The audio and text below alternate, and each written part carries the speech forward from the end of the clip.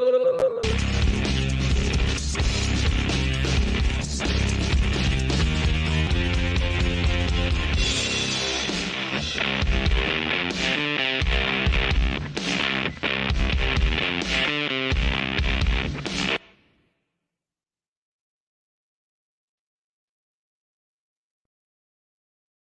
that was really short. All right, ladies and gentlemen, welcome. This is that was really, really short. I didn't realize it was that short. That was really short. Hello, ladies and gentlemen. This is the Political Spotlight. I am your host, Kristopher H. Bilbrey. This is the 62nd episode. And we are sorry we were running a little late there. We were trying to get connected. We are connected now. Our guest has joined us, and we're going to be getting with him in just a moment.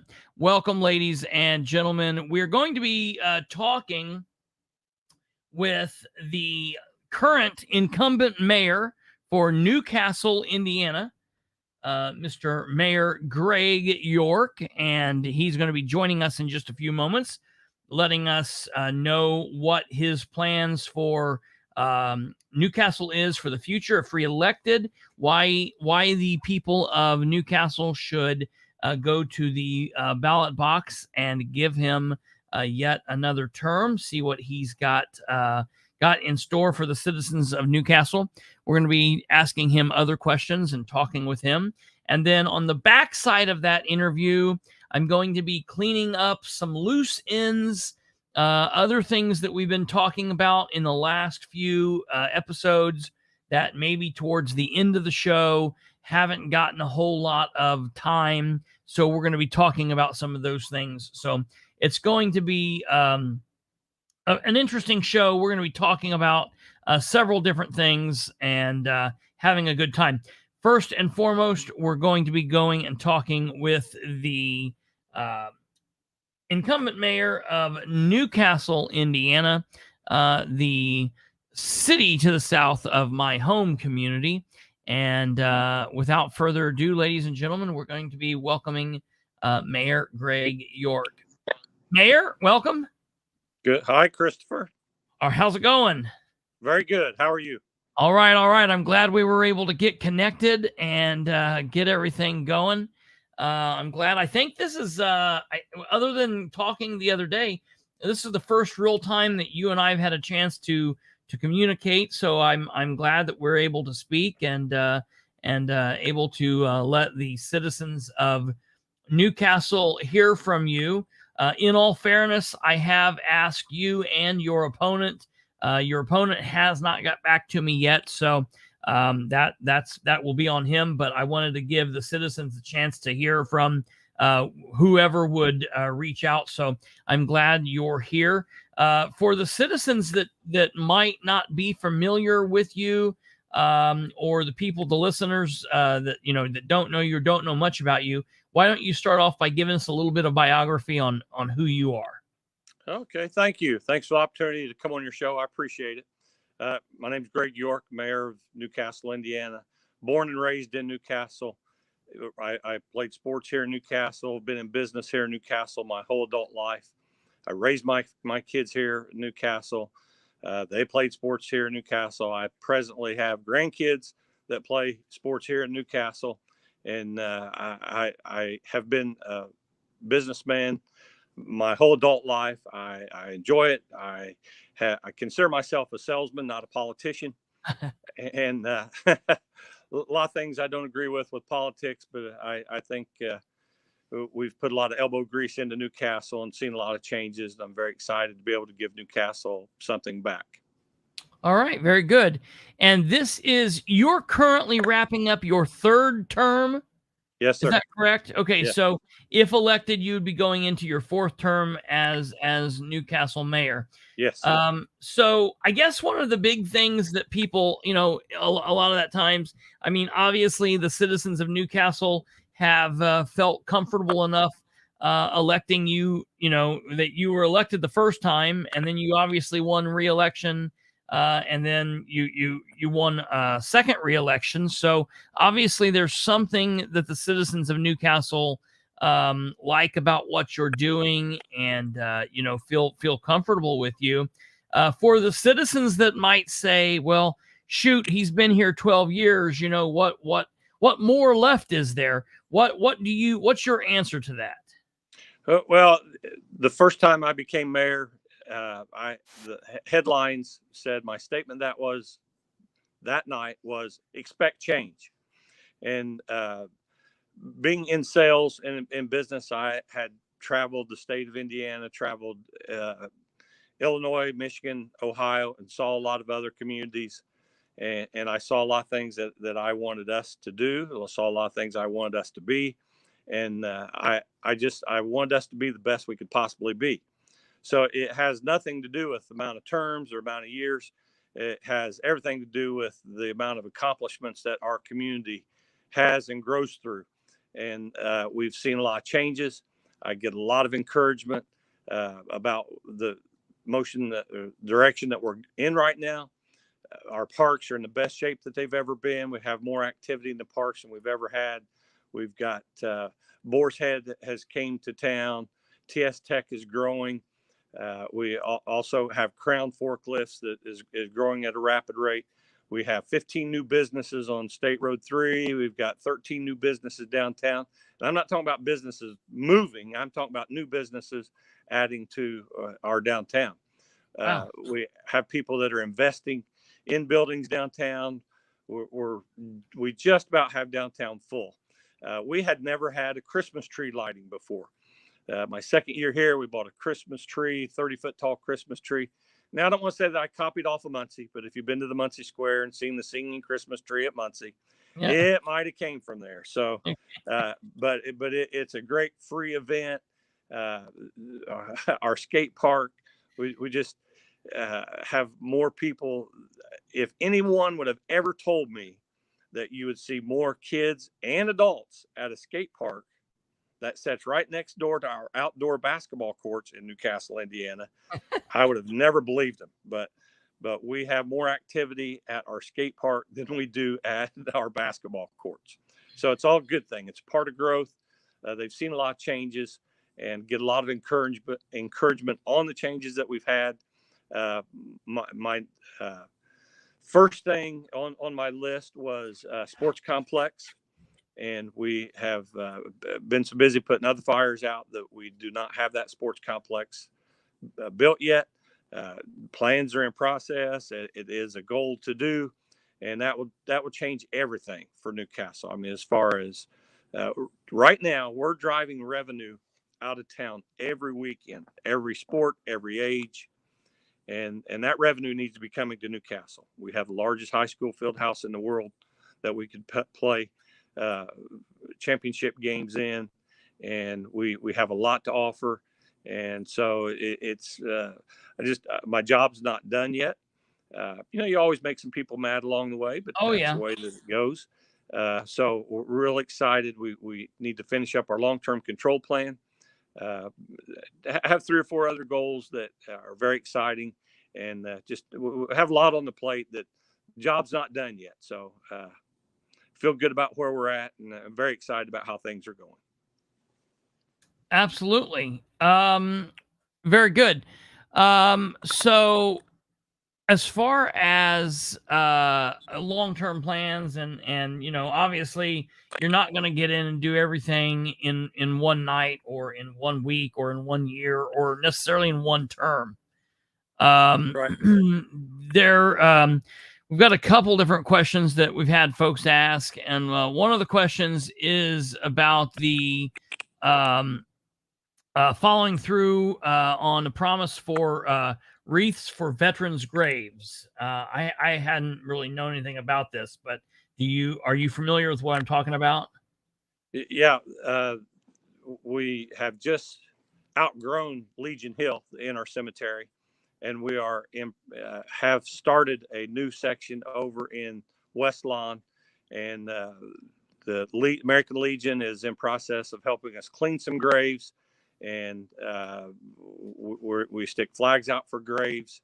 And I'm not exactly sure what your questions are. We have people that decorate their own individual graves So I need a little more detail about what you're talking about. Sure.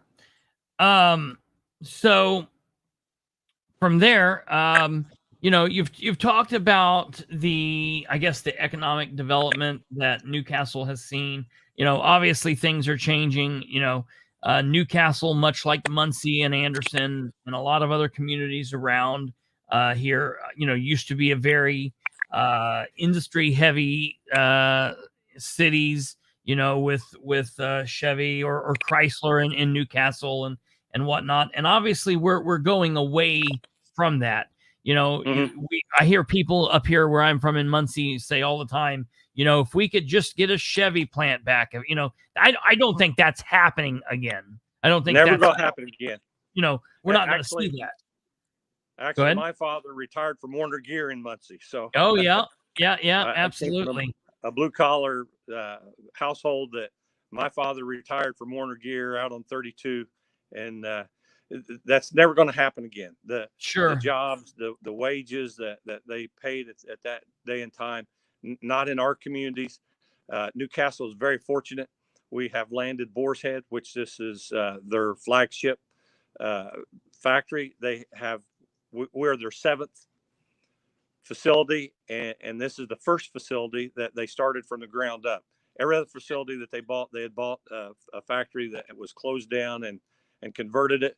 So we were just proud that they wanted to make Newcastle their diamond in the rough. Crown that is actually in our Chrysler plant. We were going to demo half of it, and they said, no, don't do that. We've got plans for it. I said, we're a family-owned company. You don't need to keep asking us how things are going, how we're going to grow. They started out with 15 people, went to 30 people, and they're sneaking up on 500 employees now, and using the whole factory, using every bit of the factory. So wow, we are getting smaller factories. It's not the big three, but we're getting family-owned factories that make a difference in the community. So we're very, very pleased with that. Absolutely. One of the questions that I know is on the minds of a lot of people in your community is about the struggles that your EMS service is dealing with. So you have any comments on where the city is going to be going with that? Yeah, wait till Saturday. We're making an announcement this Friday at 3:00 that is. I can't say too much without spilling the beans. Sure. But we will be the flagship of Indiana. We'll be the first EMS facility in the state to do this. And this will change everything for our EMS. It's very exciting. So just stay tuned to what's the announcement that's going to come Friday. But the main issue there is unless someone can change a national problem, we're losing 60 to 65% of EMS workers a year by attrition or just not renewing their license. That's not a Newcastle problem. That's not an Indiana problem. It's a nationwide problem that 61% of all EMS workers just do not renew their license, probably because of fatigue, probably because they find out that they can go to the emergency room in a hospital and make more money, work less hours. So the real issue is what's happening across the United States. Sure. Right now, we have our fire department has just started a new pool, had 30 sign up, had 15 pass the test. Wow. So we have 15 people that are going to take the physical now and see if they can pass the physical. Our police department, we have 0 pool to hire from in our police department, and we have 0 pool to hire from our EMS. So I mean, this is the issues are not just a Newcastle issue. This is statewide and national wide situation that unless somebody's good enough to create miracle across the whole United States, there are some issues that are not going to be handled easily. Sure. And so just so I can get a double check on that, when is that? Do you have a time that you're breaking that news on Friday? Yes, we'll be making announcement this Friday at 3:00 at our 3 EMS p.m. facility. Yes. Okay, and is that going to be? Are you going to have news media there or? Yes. Okay. Indianapolis news will be here. Yes. 3 p.m. I'm Friday. sure Channel 13 is going to be here, and there are a couple others. I'm not sure if they haven't confirmed yet. Okay, well, we'll have to. That's Friday. Okay, very good. All right, so we will keep tuned on that. So going on from there, I know one of the things that you guys have been dealing with in the last several months has been for example, the mayor of Muncie, or there's been a push for you guys to give money from your opioid settlement, maybe over to the city of Muncie, give a portion of it or whatever. And so my question to you is, what are you guys doing with that? What have you decided to do with that? And if the plan has changed from that, what are you guys trying to do in the area of the opioid epidemic and drug use and abuse and mental health as a whole? Well, the mental health is a huge issue everywhere. Our opioid money that we have received, we haven't decided what we're going to do with it yet. We have talked in numerous conversations with IU Health about partnering with Muncie, but the numbers are difficult. You know, the Muncie facility is just, it's swamped. It's how do you open a facility large enough to be able to handle all the needs? So we haven't decided exactly what to do with that yet. We're still looking. We're still working hard on it. We're looking under every opportunity that there is. It is a huge issue, and we certainly want to take care of our people in Henry County. We would not mind partnering with another county, but at this point in time, we want to make sure that it works for us. And at this point in time, we have not exactly found the right situation that is real beneficial for us. Yeah, absolutely. Is your the phone connected to something that we're getting some kind of a noise feedback? I had the charger in. I just unplugged the charger. Is it better? Yeah, let's see if that. Yeah, that might have been it. If it starts to die on you or whatnot. Hold on here a second. Let me see. I'm trying to see what that. Let me ask you this: you don't happen to have earbuds, do you? No. Let me see if I think I'll be. It's mostly when I talk. All right, I'll be able to handle it on my end. I'll just mute the sound when I'm talking. So, okay. No problem. Okay, so first of all, I guess let me say this. From my point of view, I followed a lot of what you guys were doing when the folks were down from Muncie there, and just from a citizen of Muncie to an elected official in Newcastle, I would just say, please, for your people down there, be very cautious about giving the money over to Muncie. As a citizen of Muncie, I want our people to be treated. I want the treatment to be as good here as it possibly can be. But I don't want anyone to take away from your citizens. And I am very nervous as a political commentator, as a political activist, as someone who has been very intermersed with what's going on here in politically. I am very concerned about the program and the plans that the mayor here has. And it just to speak to you guys as a whole, I would say be very cautious. And I'll just to be perfectly honest with you, I would tell you to hold on to your money and see about something else, because I wouldn't want you guys to put money into something and then you and your citizens not get the treatment that you guys should get because Muncie's overbooked or whatever. So just as a kind of an aside, just be very cautious with that.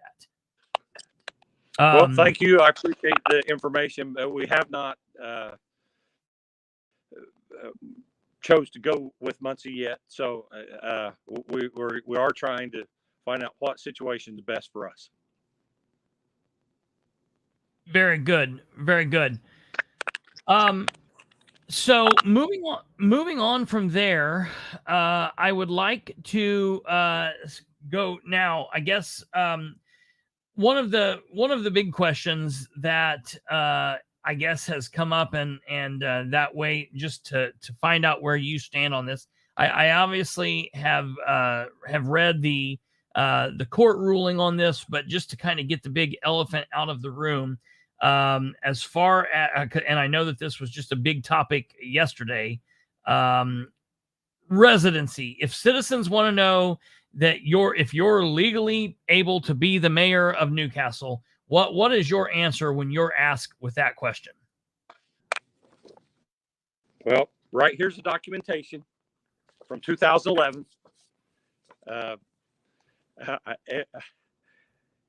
Andy Griffith is my favorite show, and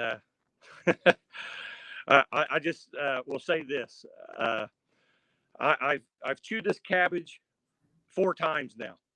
Right? You know, I don't know if you ever watch Andy Griffith's show, but every time this comes up, that is my homestead exemption. I have mail sent there. I have a bedroom there. My driver's license is there. I have my personal financial statement has my wife's address in Westwood. My personal address is 519 South 11th Street. Now, you know, just because I have somebody that is desperate and somebody that is a stalker want to take pictures of my property, that's their problem. I have a bullseye on my chest. I have a bullseye on my back.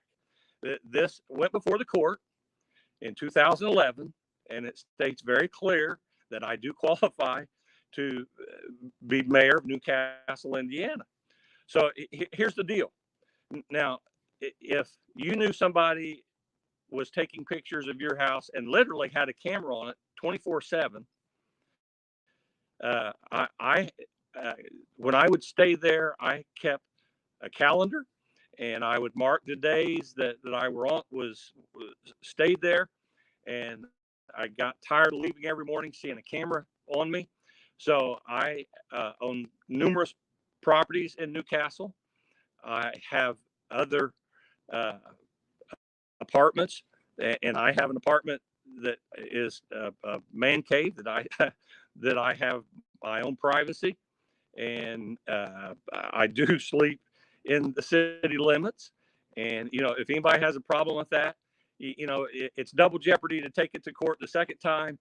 But this is the 4th time I've chewed this cabbage, and you know, I'm getting tired of Barney asking the question. So you know, it's kind of comical for me, but I have a lawyer that says anybody that comes on your property 2 weeks in a row and takes pictures, you know, that could be harassment, that could be a stalking situation. So you know, I don't see it as a problem. I have people that come up to me that say, man, with the changes that Newcastle's went through, I don't care if you live in Ohio. Thank you for doing what you've done in Newcastle. So, you know, the elephant in the room is not an elephant to me. This is the 4th time that it's happened, and it truly to me is comical. Now, other people in my family, it's not quite as comical, and I don't think that there's anybody out there that is married that they would want their wife to go through that either. So, you reap what you sow in today's world. So, I can let it go in one ear and out the other because it has 4 times. And I see no other people in Newcastle that have a problem with it except the people that run against me as mayor. So if there's anything else you want me to add to that, you need to ask me a specific question about it. Yeah. No. So I mean, I for one, I say this, and this, I said this yesterday when this came out. It's not the first time I had heard this. Of course, this rumor bounces around. There's currently an elected official in Winchester who has not been a city council person, has not been to a meeting in 8 months. Lives in Cut Bank, Montana. Lives in Cut Bank, Montana. Wakes up in Cut Bank, Montana. You can't get from Cut Bank, Montana to here in a 24-hour period. So it's that I have an issue with. For as far as I'm concerned, everything that I've heard and read and found, you've got a Newcastle area code. And, I guess I'm glad you don't live in Ohio. But I feel, for my purposes, I feel that this has been exhausted. And the number one issue is there's a lot of talk that goes on. However, for example, the situation in Winchester, we've filed legal matter and it's going through the proper course. You've not been challenged here. There's a way to challenge going through the election board. Obviously, if someone feels like going through the court matter, they could do that. But to not do that, it just becomes a lot of talk and no action. So to me, the problem has been dealt with, but I felt like I just needed to get that out because it did just pop up yesterday. So thank you for your answer there. That's fine. I mean, it's already went before a judge. I mean, it's already went before court. So the last I had heard that it's double jeopardy and you can't be tried for the same thing twice. So I don't know. It's childish, desperate, and I take it as a stalking matter. So yeah, right. It kind of blows my mind that somebody's that desperate, but right. I guess they are. So the other bigger question, of course, there's been a lot made of Newcastle's financial situations, and then of course this last weekend the Courier-Times ran an article that the Newcastle clerk had went and laid everything out on the line. I thought it was pretty well done article. I think that Clerk Grider basically spelled everything out. It's I think a lot of people, when they look at finances on the government level, they don't understand how things work. They don't understand how tax draws hit and that, you might spend everything down here. They don't, they look at it the same way as maybe they do, their financial situation in their pocket, meaning when you have $0 here, it means zero. And necessarily that doesn't mean the same thing in government. And so my question to you there is, with the situation that Newcastle faces, obviously you guys are still functioning. Police officers are getting paid. Your street department's getting paid. You guys are still functioning. How do you work within the situation that you guys are given? And what's the plan to try to dig out of that situation that you guys are in? It's real simple. We are self-funded. So every employee that works for the city, we pay the first $150,000 on anything that they have to have done. I'm sitting here and I have 2012 through 2022's State Board of Accounts numbers, and we have never been in the red in 2012 through 2022. We have never outspent our property tax, our general fund, and our bottom line has never been in the red at the end of the year. It's always been in the black. But when you pick in our general fund, there's 79, 80 different line items that is covered. When you pick 6 or 8 out that is in the red. It's still at the bottom of the general fund. It's in the black. We are $8 million deficit in insurance. And that's because a single person that hires in for the city of Newcastle pays $43.68 a month for the best insurance in the United States.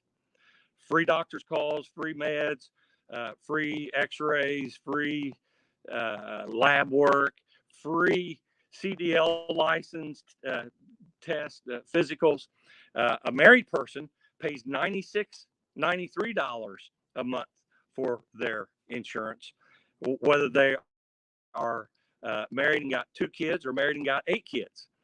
So there is nobody in the United States that gets as good as rates as our city employees get. Now we've got to work on those, but it's a 3-year plan that we can work out of. It is, yes, a deficit, but it is not in the red to insurance agent or we owe ourselves.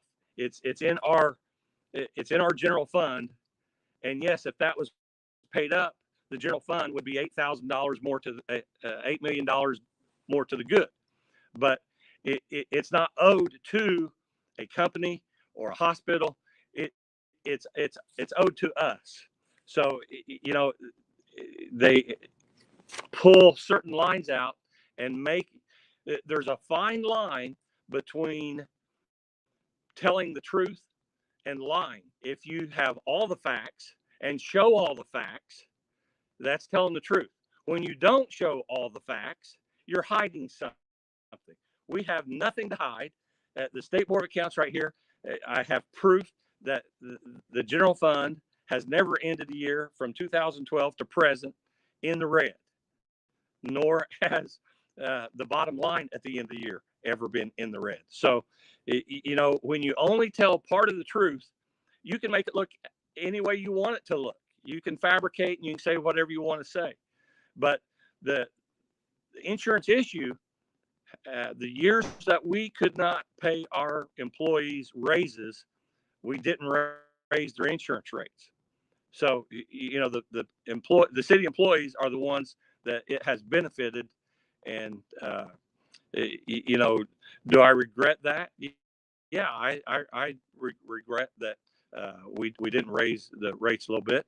But I will tell you this, we have made some changes and we are still making changes. I was with the insurance agent today and we had changed companies on our bookkeeping system, but I have our clerk treasurer's back and I will take full responsibility for it. But it's nothing that we can't work out of, and we're going to work out of it, and it will be good for everybody. And we will continue to be in the black at the end of every year. Absolutely. Very good. So, I got to say, everybody has experience with various different people, and, it's very person to person on, people that they like or dislike or disagree with, whatever. And everybody's can find things about someone that they like or disagree with. You're not going to agree with anybody 100% of the time. You're not going to disagree with anyone 100% of the time. But one thing I can say from my point of view, from anyone that I've ever spoken with in Newcastle, people that I really respect, people that I know personally, the one thing that I can say is you have been one of the hardest working mayors that around East Central Indiana. I've got to say that you're very seldomly found in City Hall. Whether you're out in the street dealing with issues or dealing with your street department or working with the police department or working with people that's working around town, other contractors or whatnot. I've got a very good friend of mine who is actually running for office up here in Muncie for city council. And he is an operator, and they were working on the bridge down there. And he said that you were out there several times, making sure that they were okay and doing right with that. So, I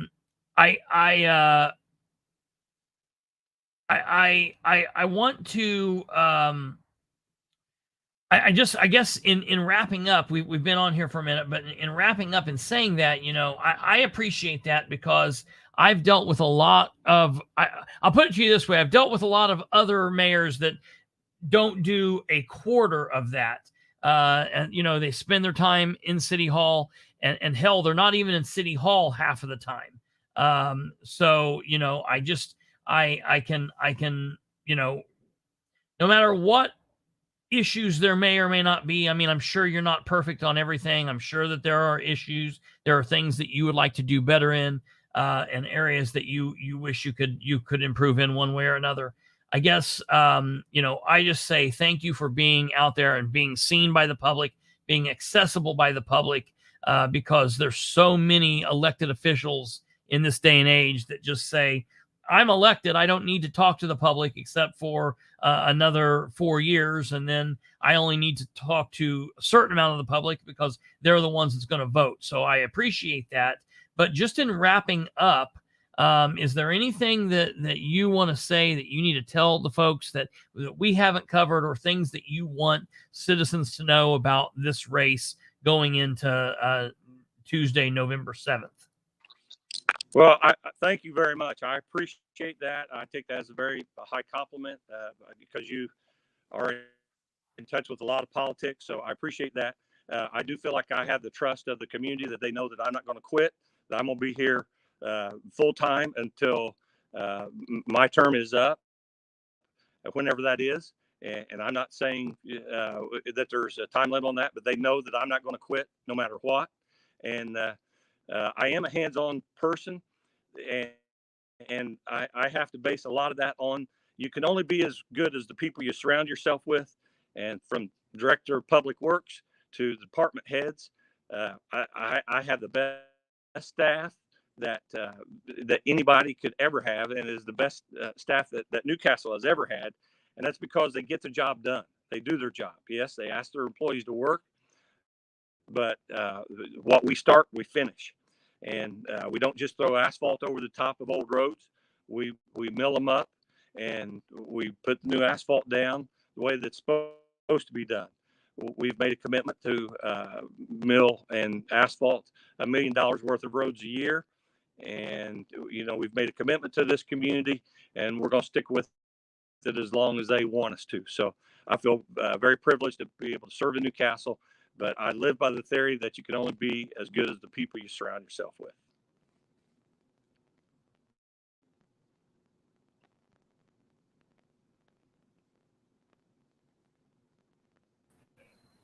Christopher, you're muted, hon.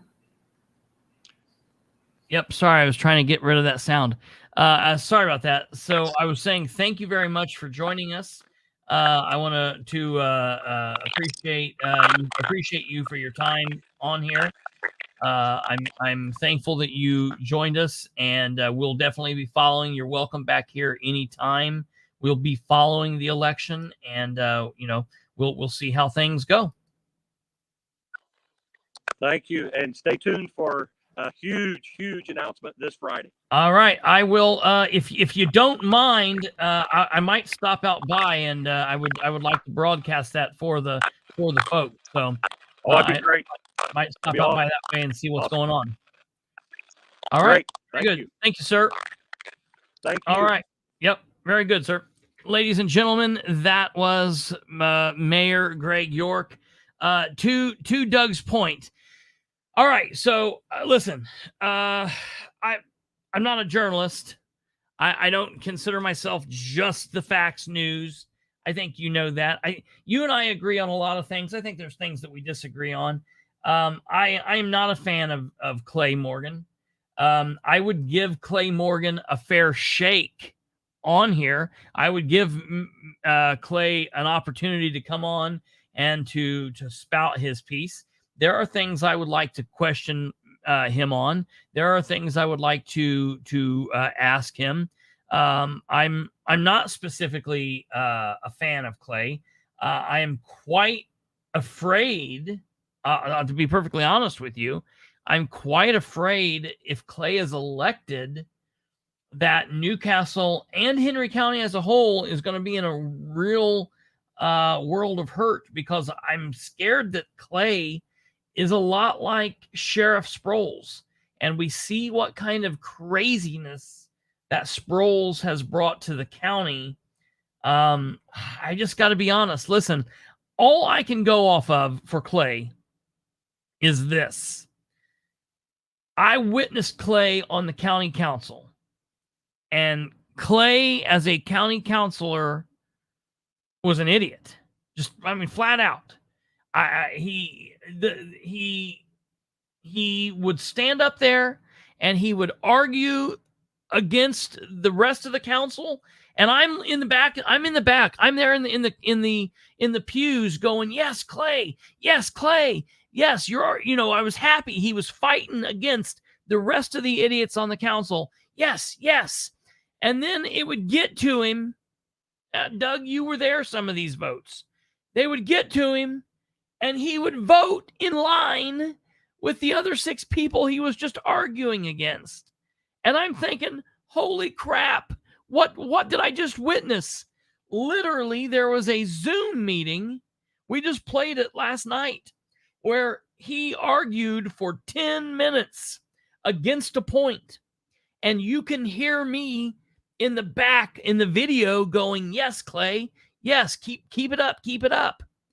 And then at the very end of his argument, he says, "Okay, never mind. Forget I said anything. Forget what I said. Never mind. You guys win. You guys beat me. You beat me. You beat me."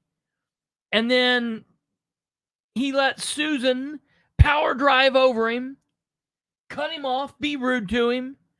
And then that vote occurred, and he was like, "Yes."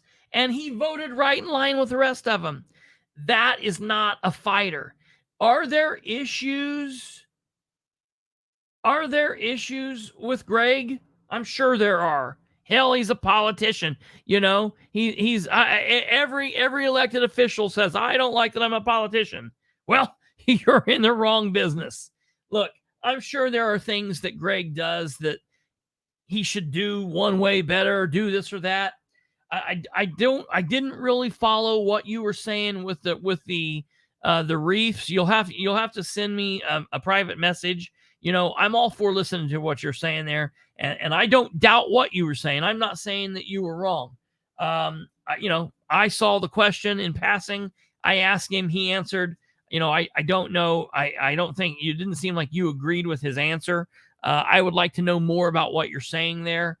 I got to say this. In a lot of these situations, voters are faced with a bad option or a worse option. Now, I'm not saying that's what's going on in Newcastle, but I'm saying, man, if you don't like Greg, that's one thing. And I can respect somebody that says, "I've got issue 1, 2, and 3 with Greg." There are people out there. I can respect that. I could be, I'm friends with you, and I respect you not liking him as a mayor or as a person or whatever. But then looking and being like, "Oh God, my choice is Clay Morgan." No, man. I can't. There's a lot of people that I could say, well, the person in office is horrible. I'll just give this person a chance, and maybe this person will be better. But when you know the person on the opposite side is not better, there's just no way. Now, me saying that, I would give Clay a fair shake. I'd let him come on. I'd let him tell his piece. I'd let him say what he's going to say. And then I would ask him, "Clay, you're making these allegations against the mayor. Why is it just talk? Why haven't you actually done something?" He could have filed a complaint with the election board, but he didn't. That's actual work. That's actual fight. He talks about the money issue. Well, let me know exactly what you're talking about, the money issue.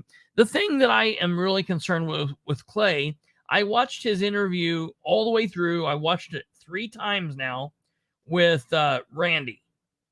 And what I noticed there was every answer that Clay Morgan gave didn't start with well, here's my answer. Here's what I want to do.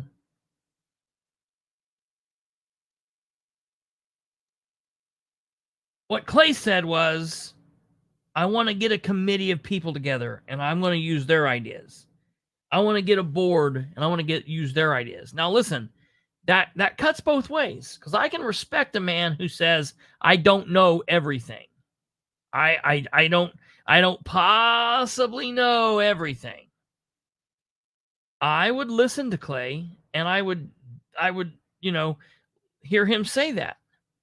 But when that man is saying it on every answer, it's like, what? What in the world? Dude, it's crazy to me. What's Joey saying here? That's a 4A violation. If you got records sent to you showing Spillman being ran and known. Okay.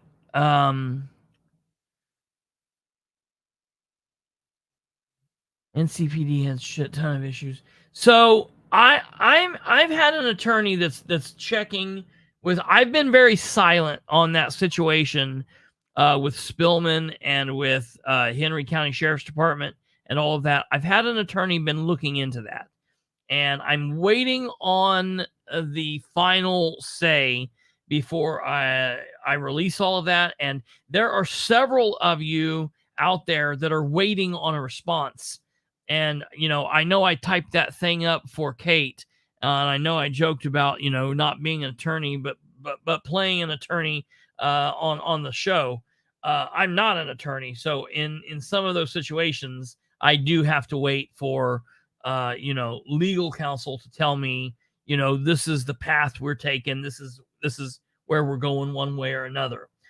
So in order for me to be able to give you guys a further answer, I've got to be able to get that answer from legal counsel. And as soon as I have that information, you can believe that I will be able to give that to you and pass that along. And I can either pass along the name of the attorney for you all to check into, or maybe we can decide something then. But before I can say any more really about that, I need to find out where we are with the attorney.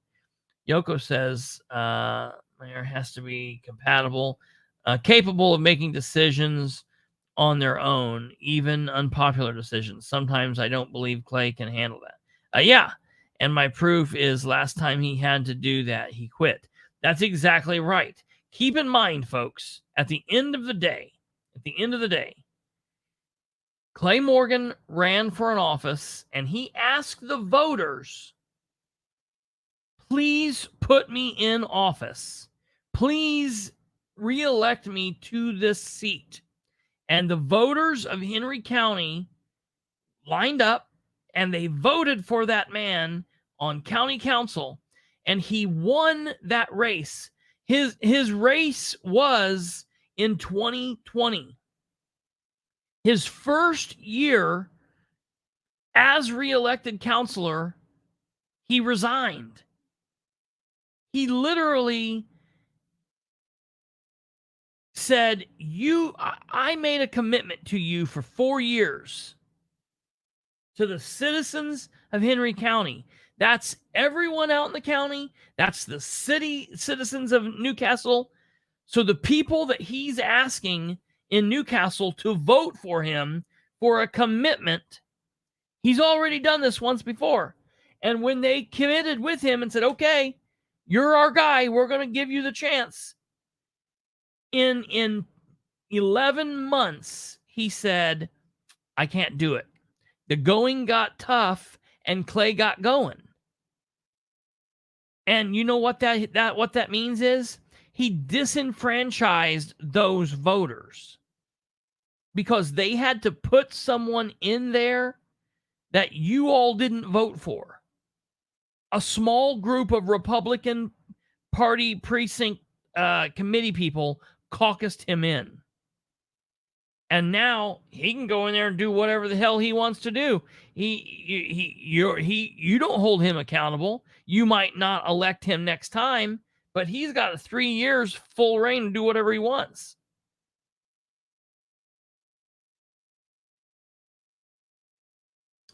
I'm just saying, York might not have every answer. I don't believe that he is the second coming. I don't think that he is the Messiah. I don't think that he's the master mayor. I don't think that he's probably, he's not gonna, be in any record books. But by God, he's got to be better than Clay Morgan. No, Clay Morgan quit simply because he said, politics, it's just tough. And I was reading back through my diary, and I don't like people, but sometimes in politics it's hard. You lose sight of who people are, and I just need to resign. The reason he resigned his seat on county council was so he could get out of the mire that they were in at the moment. They were in the this bog, and they were getting a lot of heat, and Clay didn't want that heat because Clay set up his plan to run for mayor then. Clay didn't realize that he could run for mayor as a part-time county councilor who was doing a shitty job. He disenfranchised all those voters so he could run for mayor, and that's exactly what he did. He's been running for mayor in this race since December 2021. What reason did he give, though? I'm telling you what reason he gave. The reason he gave was because he couldn't do it anymore. The reason he gave was, I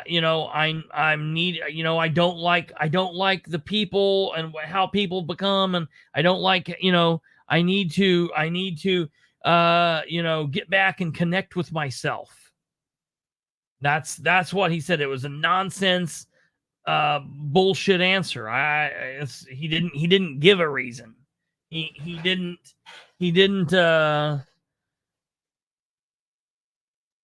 give an answer. It was nonsensical what he said. And basically he faded away for a couple months, and then he reemerged as the man in black and white that was out, holding the rose with his wife and looking longingly off to the Rose Bowl and looking at the graveyard, and just a whole bunch of weird crap that Clay does. And then he puts together a commercial where he's like, "Hello, I am Republican politician, and I want to do city political stuff. And if you elect me, I plan to transparency. And if you do that, then communication." It's like, if you watch any of his commercials, he's just saying a bunch of buzzwords. And if you actually literally took down his words and put them in dictation, he's not saying anything. He's saying a bunch of fluff. That's all it is. He's just a bunch of people have said it here. He's full of fluff, and that's all that Clay is. Clay's like, elect me, I would like to politic. And it's just like, that's not. Did you see the Lieutenant Governor Crouch endorses Clay Morgan? Oh, absolutely. You know what? She does that if you donate a little bit of scratch to her campaign fund, she'll kick you off an ad. Did we make sure that it was all put together right? Did we make sure of that? Because the last person who she gave an endorsement for was Rose Selvey, running for re-election to city council, and her thing says Rose Selvey running for re-election to Muncie city clerk, and it's like, this is stupid. Basically, she stands behind a backdrop and she says, "Hi, I'm Phoebe from Friends. You might know me for my hits like Smelly Cat." And she says, "I'm here today to endorse," and it like insert candidate here, and she says it really quickly, and then it flashes it up on the screen. It's just really weird. As a conservative, as a former Republican, or still Republican-minded person, as a right-leaning libertarian, I gotta say, man, the Republicans in Indiana are a joke. Like, I'm so sickened by 90% of these people. It's disgusting. It's ridiculous. Those commercials are paid for by her campaign. What she's really doing is trying to get herself in front of other people's audience. That's exactly what she's doing. She's putting herself in other people's audiences. They're like, "Oh, look, that's somebody important endorsing our candidate. We support that person." That's not gonna do it for her. When Lieutenant Governor was here a couple of weeks ago, she was with the mayor and she asked him if he had an opponent. The video of her endorsing Clay had just come out a couple of days before. Oh my God. That's what I'm saying. She has no clue. She has no clue who these people are, and you can see it when you talk about somebody you know. When I talk about Audie Barber, or when I talk about Jeff Robinson or whatnot, you can see when you're talking about somebody you know. When you're looking at the lieutenant governor and she's just reading these names, she could be talking about some dude in Seattle. She could be talking about somebody in Tokyo, Japan. There is no light in her eyes. It's like she's just phoning it completely in. It's completely ridiculous. Crouch is out of touch. That's absolutely exactly correct. I didn't know. Let me see this here.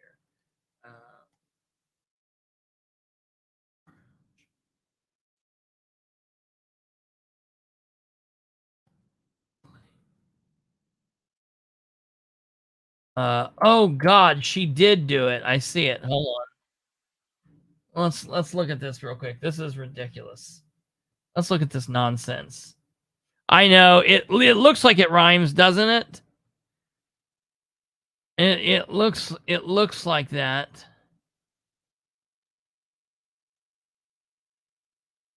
Look at this. Come on, where's it at? I know a lot of the people like he's like, he just kept bothering us, so we said yes. Hi, I'm Lieutenant Governor Suzanne Crouch.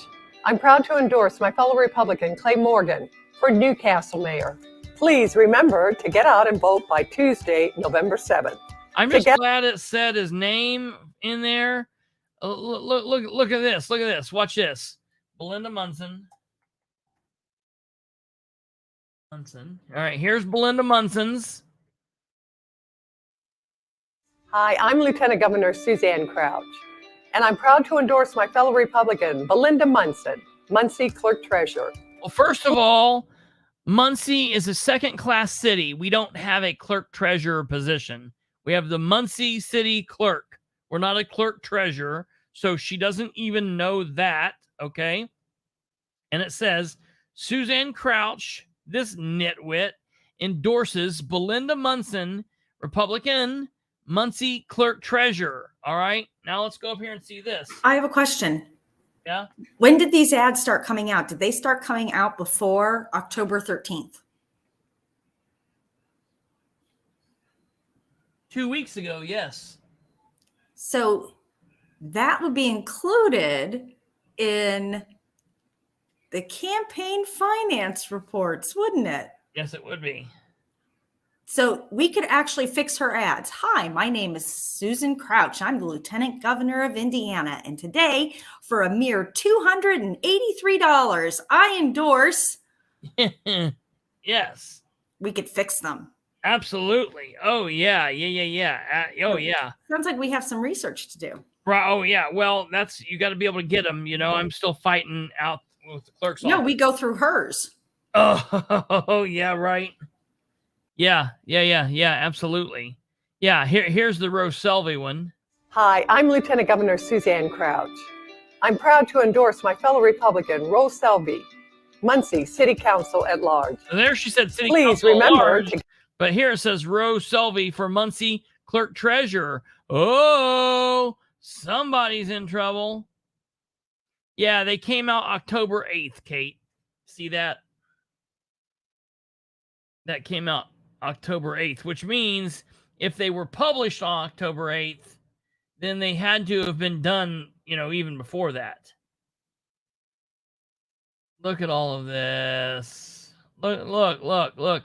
Cecil Colby, Joe Doobie, Josh Edwards, Linda Dunbar, Ryan Daniel. Gross, man. Did she do one for Dan Ridenour?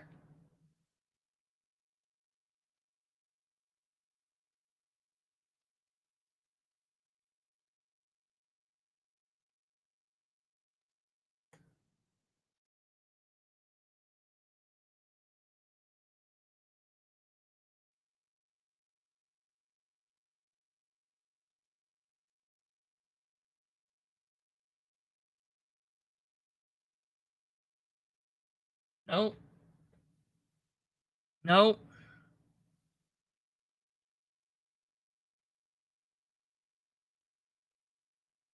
She didn't do one for Dan. I wonder why she didn't do one for Dan.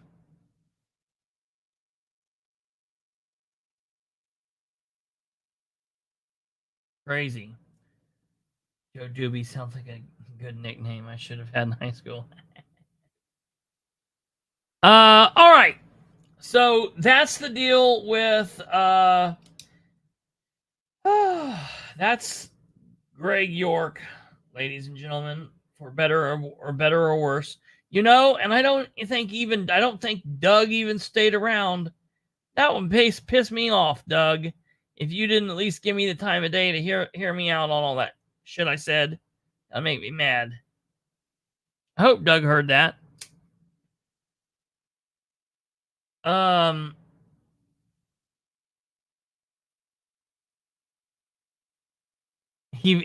Even she can't support Ridenour. That's hilarious.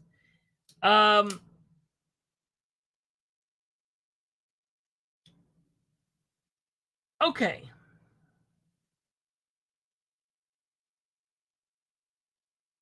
Next, I don't know how I want to do this. What is it? An hour? We've been here an hour. So,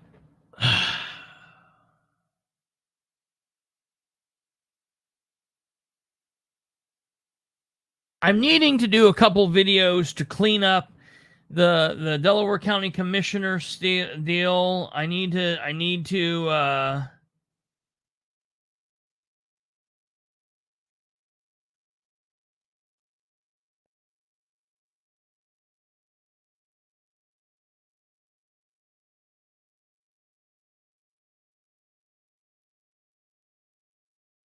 what that says. I need to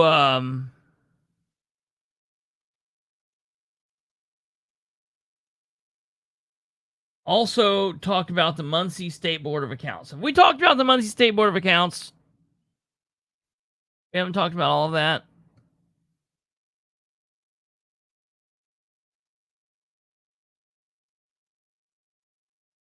It doesn't really make sense to talk about them here and then to have to do a full video about them outside of here. So I think I'll hold off on talking about the State Board of Accounts in Muncie. I want to go here. Let me look at the Star Press and see if the Star Press has said anything about yesterday's meeting. I still am really pissed off about yesterday's meeting.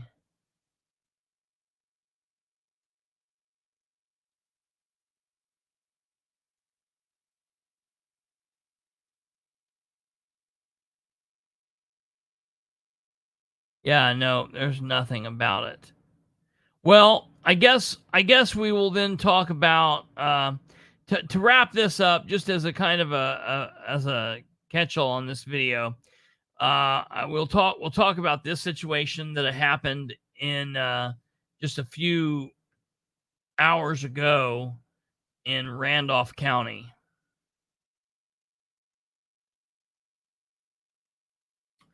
Young Muncie man fatally wounded in exchange of gunfire, he says. All right. So now it says an exchange of gunfire. So now an exchange of gunfire means exchanging gunfire. That sounds different than what I originally heard. Okay, so let's take a look at what we're seeing here. This says a young Muncie man was fatally shot Tuesday when he exchanged gunfire with Randolph County Sheriff's deputies. Braden Daniel Barnhouse. Man, why do I know that name?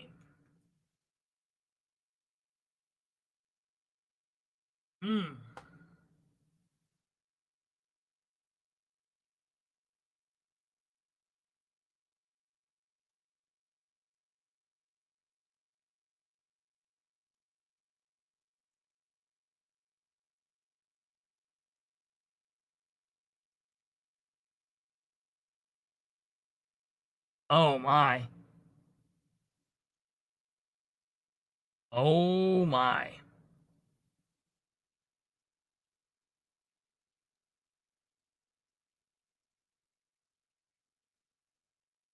Okay. Braden Daniel Barnhouse, 19, was pronounced dead at the scene of a shooting by Randolph County Coroner Darren James. According to Indiana State Police, who are investigating the shooting death, Randolph County deputies shortly before 5 p.m. responded to a report of an overdose in the 4,000 block of East Elm Street in Union City. When deputies arrived, however, they were told the reported overdose victim, identified as Barnhouse, had walked away from the residence. Two deputies later approached Barnhouse as he walked in an unincorporated community of New Pittsburgh, located in Randolph County's Jackson Township, about 10 miles northeast of Union City. According to the Indiana State Police, Barnhouse produced a 9mm handgun and shot at the deputies, who returned fire. The 19-year-old Muncie man was struck by at least one bullet. Efforts to resuscitate him at the scene were unsuccessful. State police identified the deputies as, wow, they don't ever do that. Why are they doing that? That's wild. They've stopped doing that. I'm very impressed. State police identified the deputies as Jeffrey Miller, sergeant and 12-year veteran, and Kevin Coons, who's been with the sheriff's department for 2 years. One of the deputies was treated for a superficial wound and released, the release said. The deputies will be placed on administrative leave while an investigation is underway, standard procedure for following police action shooting. Once completed, the ISP investigation will be given to Randolph County Prosecutor David Dowley. Now, I will tell you that Joshua Kimbrell was on the scene of this. Josh was on the scene. And I can also tell you that at least one of the officers was grazed by a bullet that I guess the suspect allegedly shot at him. This is a bad situation. It's never a good situation when someone is dead. Definitely never a good situation when someone is dead is 19. It's never a good situation when someone's shooting at the police. It's never a good situation when the police are shooting back. I pray for all involved.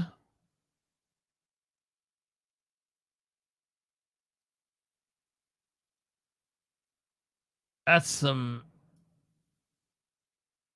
crazy shit. So, it is what it is. The story's gonna have to come out. I'm really shocked that they released the names of the deputies so quickly.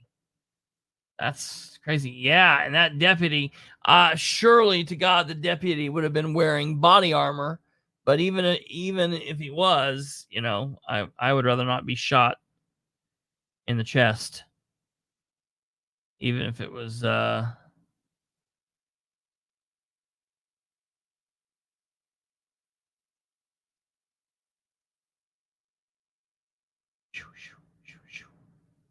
That's some crazy stuff. So,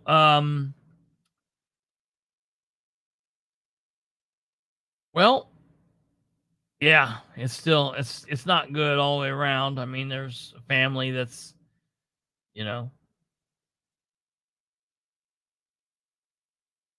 lost a loved one. So it's a bad situation. So I think, ladies and gentlemen, we're going to go ahead and wrap it up here. End a little early this evening. Let me get some work done. And because, of course, then tomorrow we have another interview. And then we will be kicking.